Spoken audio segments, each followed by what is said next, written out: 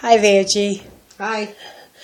I wanted to talk to you a little bit today about your mother, Agatha, who was diagnosed with Alzheimer's, and she's no longer living, right? Correct. And so I was just wondering if you could share a little bit of your experience with your mother with us. Yes, I can. Okay.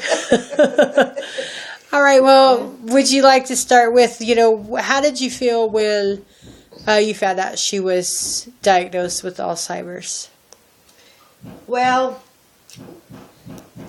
none of us really had never heard of it before. It was kind of, I guess it had been around for a while, but we didn't really understand what it was. So they had taken her to the doctor, and they had given us some information and literature about what it was. So knowing what to expect, basically what all we knew and what we seen what was going on was she was repeating stuff and misplacing stuff. So we kind of knew something was not right.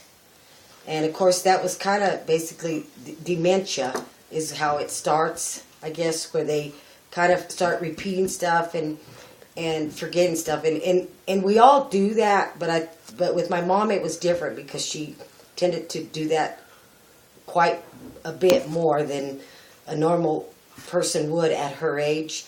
You got to realize my mother worked till she was almost 80 years old before we realized that she had this, that there was something going on with her. So anyhow, that's how we found out that it was leading to that.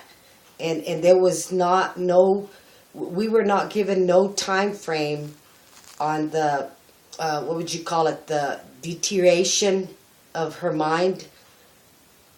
Okay, we didn't know how long it would take, But they gave us literature on us to all be able to cope with it. But of course, it doesn't matter how much literature or information you have. You could go to classes, you could take...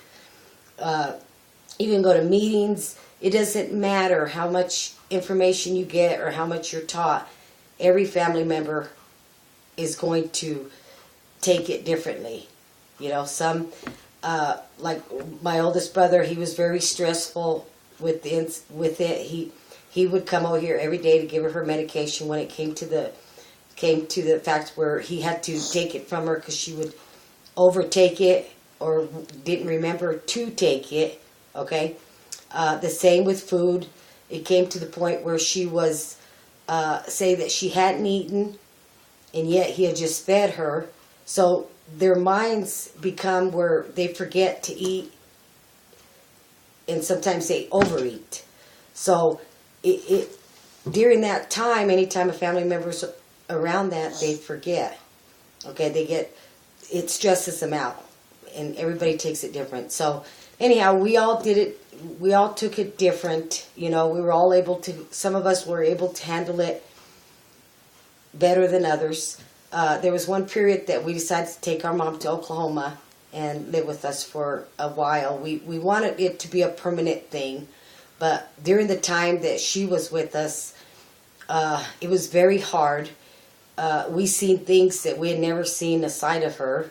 We had seen the sudden outburst before when we would come over here to visit her, but there was times that she would just get mad at you for no apparent reason, and it would just shock you because it would be knowing your parent, you would never, if they were not that type of person, and then all of a sudden they just an outburst and very angry, very irate,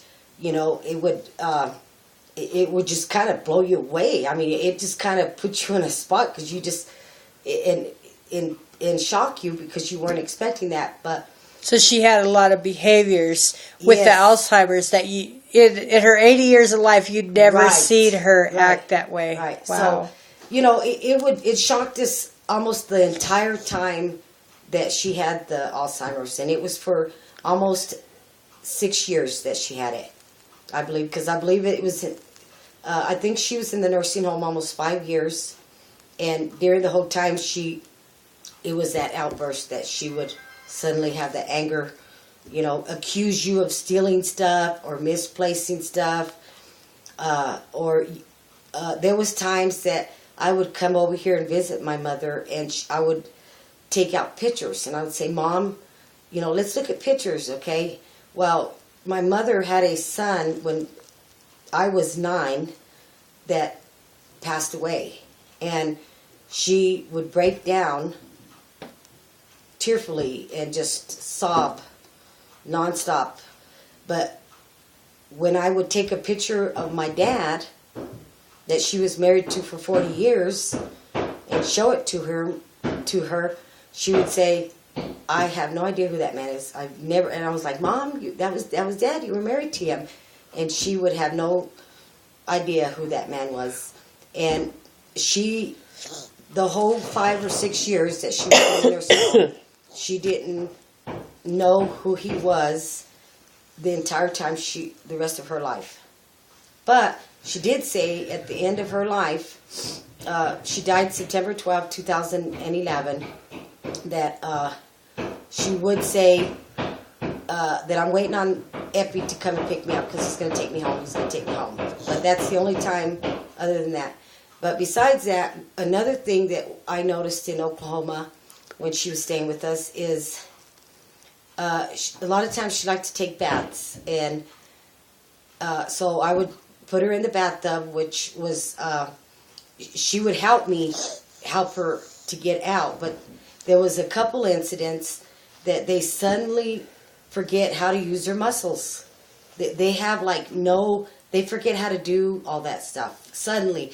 It could just be for a spare of a moment, or for just that day that you're giving them a bath, because there was times I'd go to try to lift her out of the bathtub. I'd say, okay, Mom, you know the routine, and she didn't know how. So that's she didn't know how to get out of the bathtub, or to give herself a bath. How to get out of the bathtub. Okay. I would always bathe her and stuff, but when it came time to get out of the bathtub, she would always hang on to me and help me. Well, there was times that suddenly their mind, it just goes blank, and they don't know how to do that. So there was times I had to call Justin in there, and then after that happened a couple times, we were like, no more, because it was almost like dead weight, and I couldn't get her out of the bathtub. So it was just incidents like that. I would feed her. She would sometimes eat like a bird. Sometimes she would eat her whole plate plus want more. You just never know. You just never know. So how did you cope with that, with your mother's disease? Well, it was okay. I prayed to God to give us strength and to show us and then I had my husband there, so he gave us strength to be able to cope with it. I think the hardest part was the last year, where she became, well, it really wasn't the last, I think it was the last 6 months that when we started to go see her at the nursing home, we started seeing a change in her where she didn't recognize us. Okay, she would call me her sister's name, and like my brother would say something about they remember 50 years ago as a child, but they don't remember 10 minutes ago, and that does happen. But she would always call me her sister, and Cecilia. She'd always call me Cecilia, but it gets to the point where as the illness or the disease worsens, their smile, they don't know how to smile no more. All their facial expressions leave them. And I think that was hard. It was hard to go every 2 weeks to go see her. And I tell everybody today that my dad died unexpectedly. It was hard on us. It was a shock to us. But with my mom, we knew that the disease was going to take her. But it was harder to just watch it slowly take her. It was hard. and I hope someday that they will find a cure for it.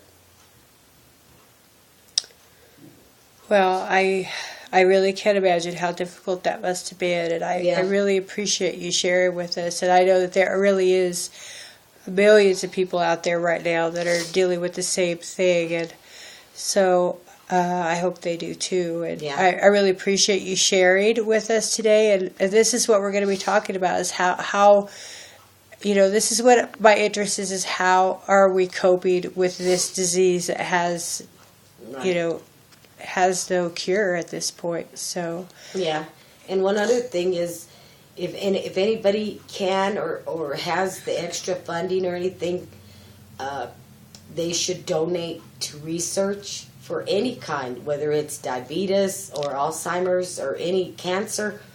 That's the best thing, because it takes a lot of money for research, and they could be saving a loved one down the road. Well, thank you so much.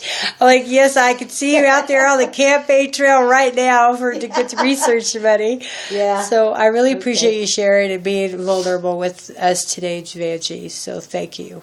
You're welcome.